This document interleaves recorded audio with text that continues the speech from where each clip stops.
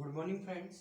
आज इस क्लास में द्विगुंशी क्वांटम संख्या क्या होती है उसके बारे में चर्चा करेंगे। पिछली लास्ट क्लास में मुख्य क्वांटम संख्या क्या है, क्वांटम संख्या की परिभाषा क्या होगी, उसके बारे में अपन चर्चा कर चुके हैं। तो द्विगुंशी क्वांटम संख्या को एल से प्रदर्शित किया जाएगा। इसमें जो इसका मान होगा वो 0 से लेकर कहां तक होगा, n-1 तक। कहां तक होगा, 0 से n-1 तक होता है। और इसे किस नाम से जाना जाता है, कोणीय संवेग क्वांटम संख्या के नाम से भी जाना जाता है। यह क्वांटम संख्या परमाणु में उपकोष की स्थिति, उसकी ऊर्जा के बारे में बताती है। ठीक है। और किसी भी कोष में उतने ही उपकोष होंगे जितने कोषों की क्रम संख्या है। समझना इस पॉइंट को।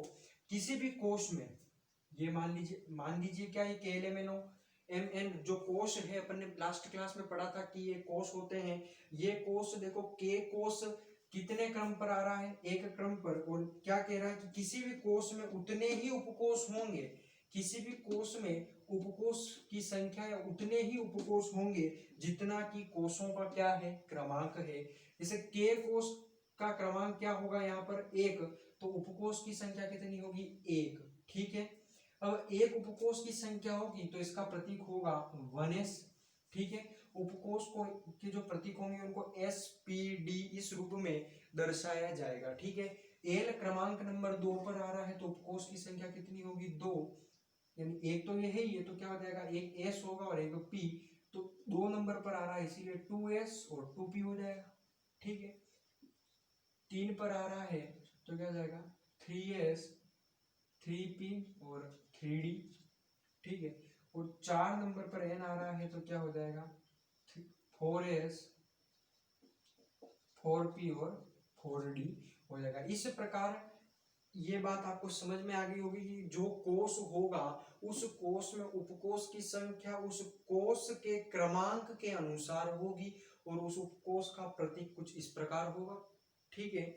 अंतिम बात को समझना, किसी भी उपकोष में अधिकतम इलेक्ट्रॉनों की संख्या किसके बराबर होगी, 2 कोष्टक 2l+1 के बराबर होगी। कैसे होगी समझना, 2 कोष्टक 2l+1। ठीक है। K कोष में अधिक उपकोष की संख्या 1 है तो अपना क्या कहा, मान क्या था इसका, 0 से n-1। भाई 0 तो हो ही नहीं सकता क्योंकि उपकोष 1 है। तो एक उपकोष है तो n का मान कितना रखूंगा, 0 से है ना, तो n का मान क्या हो जाएगा, 1 में से 1 गया तो 0 ही आया। तो यहाँ l की वैल्यू कितनी हो जाएगी, 0। तो ये पूरा 0 हो जाएगा और 1 हो जाएगा। कुल मिलाकर अधिकतम इलेक्ट्रॉनों की संख्या कितनी आ जाएगी, 2 आ जाएगी। कैसे आई, क्योंकि L की वैल्यू कितनी आई है, 0, n-1 किया। ठीक है।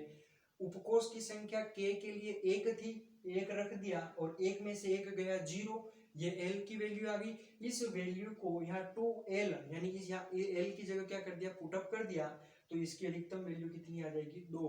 तो किसी भी उपकोष, तो S उपकोष में अधिकतम इलेक्ट्रॉनों की संख्या कितनी हो जाएगी, 2। तो आज इस क्लास में द्विगुंशी क्वांटम संख्या